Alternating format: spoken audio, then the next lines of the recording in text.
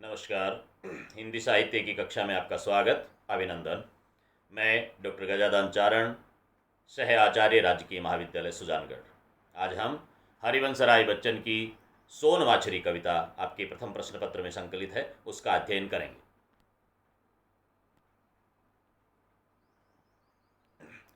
सोन मछरी, मछरी से मतलब मछली।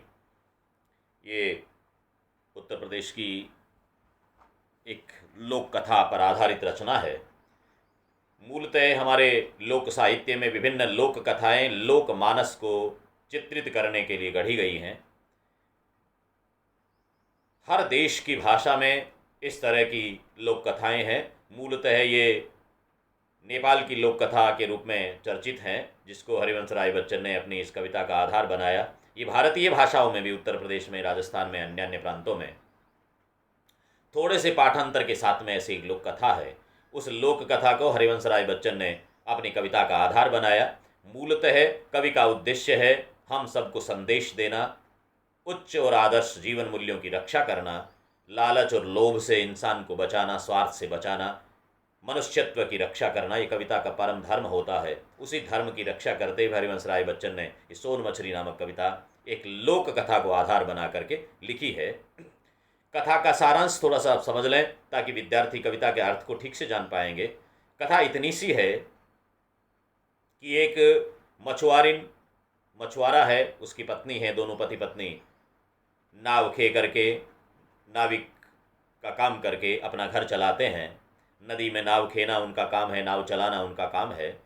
लेकिन एक दिन उनके जीवन में उथल पुथल भरा समय आता है और उनकी गृहस्थी उजड़ने के कगार पे आती है। उसका कारण क्या बनता है, इसी को कवि ने आधार बनाया है। ऐसा न केवल उन मछुआरों के परिवार गृहस्थी के लिए कारण बना, हमारे परिवारों में भी इस तरह की घटनाएं होती हैं। पुराणों में, इतिहास में इस तरह की बहुत सी घटनाओं का जिक्र है। कवि ने उन घटनाओं में से किसी एक घटना का जिक्र भी किया है। घटना इतनी सी है कि स्त्री ने अपने पति से, नाविक से कहा कि हे मछुआरे, हे मेरे पति, मुझे सोने की मछली चाहिए। इस नदी में जाओ और सोने वाली मछली मेरे लिए लेके आओ, स्वर्ण मछली, स्वर्ण की मच्छी मेरे लिए लेके आओ। पति समझाता है कि सोने की मछली ठीक नहीं है, उस स्वर्ण मछली के लिए जाना यानी कि लालच ठीक नहीं है। हम इस नदी में अपना जीवन यापन कर रहे हैं, नाव चला करके कर रहे हैं, खाने पीने को हमें मिल रहा है, इसलिए लालच अच्छा नहीं है। स्वर्ण मछली लाने के लिए जाएंगे तो हमारे लिए आफत आ सकती है, वो समझाता है। लेकिन पत्नी समझती नहीं है, उसे जिद करती है और जिद के बलबूते पर उसे स्वर्ण मछली लाने जाना पड़ता है और उससे बाद में परिणाम भुगतने पड़ते हैं, दुष्परिणाम। उसका जिक्र कविता में करेंगे, पहले आपको बताऊंगा तो कौतूहल खत्म हो जाएगा। कविता यहाँ से शुरू होती है। आप देखें किस तरह से हम पति पत्नी तो एक दूसरे के पूरक होते हैं। एक दूसरे की जिद पूरी करने के लिए जब भी हम जाएंगे तो परिवार पर संकट आएगा। भले ही वो पत्नी की जिद पति पूर्ण करे या पति की जिद को पत्नी पूर्ण करे, जहाँ जहाँ जिद, अव्यावहारिक जिद को पूर्ण करने के लिए हम एक दूसरे की बात को मानते हैं तो दोनों पर संकट आता है, पूरी गृहस्थी पर संकट आता है। ये संदेश देने के लिए कवि ने ये रचना रची है। हमारे विद्यार्थी, आप आगे भविष्य में इस पथ पर चल रहे हैं जहाँ पर आपको गृहस्थी बसानी है। जीवन में पति पत्नी दोनों एक गाड़ी के पहिए हैं, दोनों में समन्वय जरूरी है। लेकिन ठकुर सुहाती बातें दोनों ने करनी शुरू कर दी और एक दूसरे की हर बात को मानना शुरू कर दिया तो गृहस्थी पर संकट आ जाता है। एक दूसरे की कमियों को, एक दूसरे की गलतियों को, गलत फहमियों को दूर करना होता है। जिद पूर्ण करने के लिए कुछ भी संकट मोल ले लेना भगवान राम जैसे व्यक्ति के लिए संकट का कारण बन गया। हम और आप हैं क्या? सीता की स्वर्ण मृग लाने की जिद थी, उसको पूर्ण करने के लिए राम चले गए। एक सामान्य व्यक्ति की तरह सोच रहे हैं। और लीला अवतार की, भगवान श्री राम की बात हम करें तो हमारे वश का मामला भी नहीं है। लेकिन यदि सामान्य व्यक्ति के रूप में बात करें, राम एक पति हैं, सीता एक पत्नी हैं, तो सीता रूपी पत्नी का जिद पूर्ण करने के लिए, स्वर्ण मृग को मारने के लिए राम जाते हैं और यहीं से पूरा राम के जीवन का संकट होता है। सीता का हरण होता है, रावण ले जाता है, राम रावण का युद्ध होता है। कारण तो जिद ही तो बनती है। उसको आधार बना करके कवि यहाँ पर रचना करता है। वो मछुआरा और मछुआरिन इसमें पात्र बनते हैं, नायक और नायिका के रूप में है। आप देखिए कविता शुरू होती, सरल भाषा है, बिल्कुल एक लोक गीत के रूप में ही कवि ने लिखा है। स्त्री कहती है, वो मछुआरिन धीवर कन्या कहती है अपने पति से, जाओ लाओ पिया नदिया से सोन मछरी, पिया सोन मछरी, पिया सोन मछरी, जाओ लाओ पिया नदिया से सोन मछरी। ये लोकगीत की धुन है। उसी धुन पर उन्होंने उत्तर प्रदेश की एक लोक धुन को लेकर के कविता रची है। स्त्री कहती है, हे प्रियतम जाओ और मेरे लिए नदी से स्वर्ण मछली लेकर के आओ। हे पतिदेव जाइए और मेरे लिए वो मछली लाइए। बार बार वो जिद करती है और कहती है कि वो मछली कैसी है, मुझे वो प्रिय क्यों है, जिसकी है नीलम सी आंखें, हीरे पन्ने की है पांखें, वह मुख से उगलती है मोती की लरी, जाओ लाओ पिया नदिया से सोन मछली।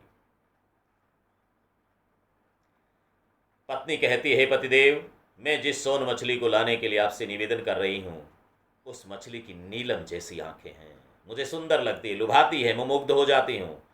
जिसकी नीलम की आंखें, हीरे पन्ने की है पांखें, जिसकी है नीलम की आंखें, हीरे पन्ने की है पांखें। उस मछली की पंख जो है हीरे पन्ने के पंख हैं। एक काल्पनिक मछली, देखो उसको, उसे देखी नहीं है लेकिन कल्पना में है कि वो मछली मुझे मिले। स्वर्ण की मछली है, नीलम की उसके आंखें हैं, हीरे पन्ने की पांख उस पर है, वह मुख से उगलती है मोती की लरी, और वो मछली अपने मुंह से मोतियों की लड़ी उगलती है। ऐसा भ्रम उसके मन की आकांक्षा है कि ऐसा ऐसा होता है। सच्चाई क्या है उसे मालूम नहीं है, लेकिन वो उस स्वर्ण मछली का लाने की जिद अपने पति से करती है, जिसकी नीलम की आंखें हैं, हीरे पन्ने की पांखें हैं। जो मछली मोतियों की लड़ी को उगलती है, यानी कि बाहर निकालती है, बार बार मोतियों की लड़ी छोड़ती है। आप अपने हार बनाइए, कुछ भी आभूषण बनाइए, ऐसा उसकी कल्पना है। जाओ लाओ पिया नदिया से सोन मछली। हे प्रियतम, नदी से जाकर के मेरे लिए सोने की मछली लेकर के आइए। अब वो अपने पति से जिद करती है और पति उसके जिद को पूर्ण करने के लिए तैयार हो जाते हैं। पति कहता है कि हे प्रियतमा, अच्छी बात नहीं है तुम्हारा ये जिद करना, तुम्हारा इस तरह से कहना, इसमें क्या नुकसान हो सकता है। पति नुकसान की बात करता है, पुरुष बोलता है, और पुरुष कहता है कि ये तुम पहली पत्नी नहीं हो जो ये मांग रही हो, इस तरह से मांगने वाली पहले भी हुई है। सीता ने भी इस तरह का जिद अपने पति से किया था, और उसने क्या किया। सीता ने सुबरन मृग मांगा, उसका सुख लेकर वह भागा, बस रह गई नयनों में आंसू की लरी, रानी आंसू की लरी, रानी आंसू की लरी, रानी मत मांगो नदिया की सोन मछली। हाथ जोड़ता है पति, निवेदन करता उससे, हे प्रियतमा, तुम्हारी मांग ठीक नहीं है, तुम्हारा जिद ठीक नहीं है, तुम्हारी चाहत ये सही नहीं है, फलीभूत नहीं हो सकती, इसको हम पूर्ण नहीं कर सकते, इसमें खतरे हैं। समझाता है, उदाहरण देता है। सीता ने सुवर्ण मृग मांगा, सीता ने स्वर्ण मृग की मांग की थी। मारीच मृग बन करके आया था, रावण के कहने से मायावी राक्षस था वो। स्वर्ण का मृग बन करके आया और सीता उस पर लुब्ध हो गई। सीता ने राम से कहा, प्रियतम मुझे ये मृग चाहिए, जिंदा लाओ, भले मार के लाओ, मुझे ये चाहिए। लेकिन वो मछुआरा बताता है कि सीता की उस जिद का परिणाम क्या हुआ। उनका सुख लेकर वह भागा। सीता का ही नहीं, राम, सीता, लक्ष्मण, पूरे रघुवंशियों का सुख लेकर के भाग गया। इसलिए हे प्रियतमा, स्वर्ण की मांग मत करो, ये सोने की मछली कहीं स्वर्ण मृग हमारे लिए साबित नहीं हो जाए। समझाता है, सीता ने सुवर्ण मृग मांगा, उनका सुख लेकर वह भागा, बस रह गई नैनों में आंसू की लरी। सीता का हरण हो गया, रावण लेके चला गया। राम और लक्ष्मण बिलखते हुए, हे खग मृग हे मधुकर श्रेणी, तुम देखी सीते मृग नयनी। जगह जगह भटकते फिरे राम जैसे व्यक्ति। राम लक्ष्मण, पूरे परिवार पे संकट आया, युद्ध हुआ, हजारों लाखों की संख्या में रीछ और बंदर मारे गए। पूरी कथा बताता है। पुरुष कहता है, हे प्रियतमा, आंसुओं की लड़ी के सिवाय जिस तरह रघुवंशियों के पास में कुछ नहीं बचा था, हमारे पास भी कुछ नहीं बचने वाला है। इसलिए हे रानी, मत मांगो नदिया की सोन मछली, नदी की सोन मछली की मांग मत करो। उस मांग को तुम मत दोहराओ मेरे सामने, वो मांग अच्छी नहीं है। लेकिन पत्नी कहाँ मानने वाली थी, उसने माना नहीं। वो कहती है, जाओ लाओ पिया नदिया की सोन मछली, मेरे लिए तो मछली ले करके आइए, मुझे चाहिए। और होता क्या है, पिया डोंगी ले सिधारे, मैं खड़ी रही किनारे, पिया लेके लोटे बगल में सोने की परी, पिया सोने की परी नहीं सोन मछली, पिया सोन मछली नहीं सोने की परी। हुआ क्या, वो कहती है कि मेरी जिद के सामने पति ने हार मान ली। वो तैयार हो गए मेरी जिद पूर्ण करने के लिए। पिया डोंगी ले सिधारे, मैं खड़ी रही किनारे। डोंगी लेकर के, मछली को पकड़ने के लिए डोंगी लेकर के नदी में उतरे। वो किनारे खड़ी खड़ी इंतजार कर रही है कि जल्दी से स्वर्ण मछली लेकर के आएंगे नीलम की आंखें देखूंगी, हीरे पन्ने वाली पांखें और मोतियों की लड़ियां तो बार बार निकलेगी, तो मेरे लिए कुछ कमी नहीं रह जाएगी। इस लालच में, इस लोभ में, अपनी जिद में पति को नदी में उतार देती है। होता क्या है देखें, पिया लेके लोटे बगल में सोने की परी, पिया सोने की परी नहीं सोन मछरी, पिया सोन मछरी नहीं सोने की परी। पति वापस आए तो क्या हुआ, कौतुक हो गया, एक विस्मय हुआ, आश्चर्य हुआ। पति गए तो थे सोने की मछली लेने के लिए, लेकिन स्वर्ण की परी लेकर के लौटे। सुनहरे बदन वाली वो परी, स्वर्णिम परी लेकर के आए। परी आने का मतलब हो गया कि जो पत्नी अपने पति से सोने की मछली मंगा रही थी, उसने सोतन मंगा ली, स्वर्णिम सोतन आ गई उसकी। और जब उसने अपने पति के साथ में एक सुंदरी को, स्वर्णिम सुंदरी को आते हुए देखा, तो पति से कहा, हे पतिदेव, मैंने तुमसे स्वर्ण की मछली मांगी थी, स्वर्ण परी नहीं मांगी थी। ये स्वर्ण परी है, स्वर्ण मछली नहीं है। पिया सोने की परी नहीं सोन मछली, ये सोने की परी लेकर के आ गए। मैंने तो सोन मछली का कहा था, स्वर्णिम मछली लानी चाहिए थी। पिया सोन मछली नहीं सोने की परी, ये सोन मछली नहीं है, ये सोने की परी है, इसे छोड़िए, मुझे तो स्वर्ण मछली चाहिए थी। अब पुरुष क्या कहता है, पुरुष का जवाब सुनिए, किस तरह की स्थितियां होती है। लोभ लालच में हम क्या क्या खो देते हैं, कैसी घटना घटती है, कवि की कल्पना है तो भी कितने सुंदर है। पति कहता है, हे प्रियतमा, मैंने बंसी जल में डाली, मैंने बंसी जल में डाली, देखी होती बात निराली, छूकर सोन मछरी हुई सोने की परी, रानी सोने की परी, रानी सोने की परी, छूकर सोन मछरी हुई सोने की परी।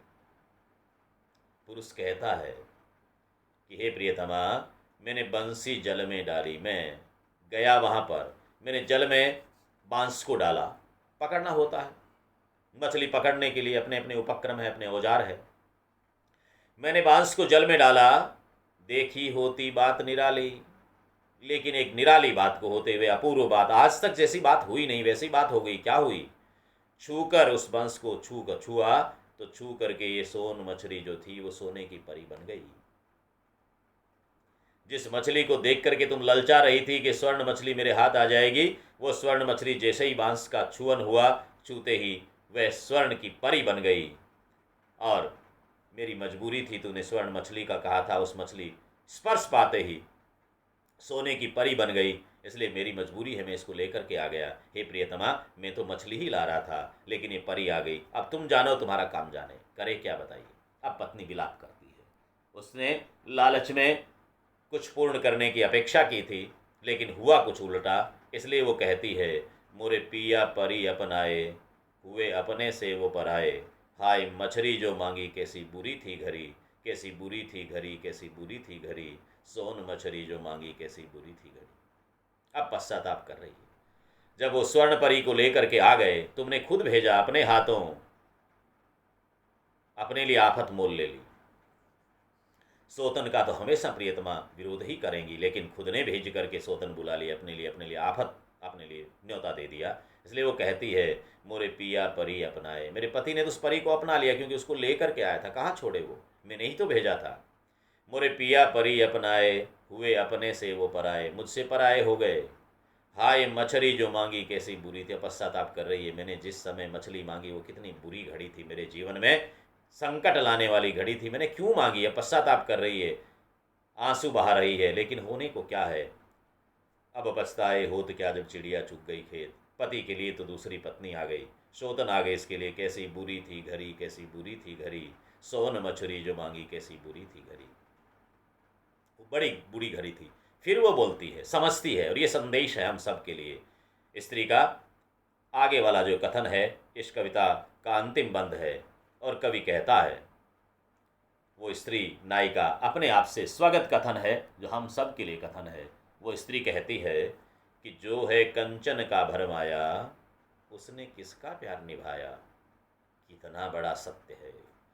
जो कंचन का भरमाया है, कंचन सोने का ही नाम है, जो स्वर्ण का, माया का, लोभ का, लालच का भरमाया है, उसमें भ्रमित हो जाता है। जिसको लोभ चाहिए, लालच चाहिए, स्वार्थ चाहिए, सोना चांदी रुपए गाड़ी बंगले ये सब चाहिए, ऐशो आराम चाहिए, वो प्यार नहीं निभा सकता। इस बड़े सत्य का उद्घाटन इस कविता के अंतिम बंद में होता है। पत्नी के मुंह से होता है। जिसने खुद अपने पति को भेज करके अपने लिए आफत मोल ली, अपने लिए सौतन बुला ली, वो खुद घोषणा करती है, वो समझती है बाद में और सबको समझाते हुए कहती है, जो है कंचन का भरमाया, उसने किसका प्यार निभाया। जो कंचन से भ्रमित हो जाए, जिसे लाभ चाहिए, वो कभी किसी का प्यार नहीं निभा सकता। मैंने अपना बदला पाया, मैंने तो खुद के लिए बदला लिया, खुद का बैर निभाया, खुद के लिए दुश्मनी मोल ले ली। मांगी मोती की लड़ी, पाई आंसू की लड़ी। मैंने मोतियों की लड़ी पाने के लिए वो लालच किया, स्वर्ण मछली मांगी, पति को उनके मना करने के बावजूद भेजा, इसलिए मैंने सोने की लड़ी के बदले आंसुओं की लड़ी प्राप्त कर ली। जब जब हम अव्यावहारिक लालच करते हैं, लोभ करते हैं, जो अपेक्षित नहीं है, ऐसा धन प्राप्त करने की अपेक्षा करते हैं, चाहत करते हैं, ऐसा उपक्रम करते हैं, तो हमें बदले में मुश्किलें ही मिलती है, संकट और आफत ही मिलती है। इसलिए वो कहती है कि मैंने उस घड़ी में मोतियों की लड़ी पाना चाहा, लेकिन मेरे लिए आंसुओं की लड़ी आ गई। पिया आंसू की लड़ी, पिया आंसू की लड़ी, मांगी मांगी मोती की लड़ी, पाई आंसू की लड़ी, जाओ लाओ पिया नदिया से सोन मछली। अब यहाँ पर वो पश्चाताप करती है और कहती है कि मैंने बहुत गलत काम किया, अपने पति को अपनी जिद पूर्ण करने के लिए भेजा और उसका परिणाम ये हुआ कि मैं अपने जीवन को नर्क बना बैठी, अपनी गृहस्थी को उजाड़ बैठी। इस तरह का लालच, इस तरह का लोभ, संकेत ये है। कवि का ये कविता लिखने के पीछे उद्देश्य ये है कि पति पत्नी दोनों ये ध्यान रखें कि हम एक दूसरे की अव्यावहारिक जिद को पूर्ण करके आफत मोल ना लें। हाँ, भ्रमित होना इंसान का स्वभाव है, हम भगवान नहीं हैं। इस लोक जीवन में जीते हुए, यही लोक में जीते हुए, सांसारिक लोक में जीते हुए हमारे सामने अनेक भ्रम आते हैं, लेकिन एक दूसरे का भ्रम निवारण करना भी पति पत्नी का धर्म है। एक दूसरे के समक्ष सच्चाई को उजागर करना हमारा धर्म है। इसलिए एक दूसरे की अव्यवहारिक जिद को पूर्ण करके, जिस तरह का संकट इस धीवर कन्या ने लिया, इस मछुआरिन ने लिया, इस तरह का संकट हमारे कोई बच्चे बच्चियां ना लें। इसलिए ऐसी कविताएं आपके पाठ्यक्रम में लगाई गई हैं। पुनः पुनः आज की इस रचना के लिए, इस व्याख्या खंड के लिए मैं आपका आभार ज्ञापित करता हूँ, धन्यवाद देता हूँ। पुनः अगली कक्षा में हम मिलेंगे। तब तक के लिए आप इस वीडियो को ध्यान से देखें, पढ़ें। हमने इसकी PDF भी डाली है, आप अपने WhatsApp ग्रुप पर उसको देखेंगे, पढ़ेंगे और तैयारी करेंगे। अपने घर में रहें, महफूज रहें, अपने और अपनों का ध्यान रखें। अगली कक्षा में फिर मिलेंगे। आज के लिए इतना ही, धन्यवाद।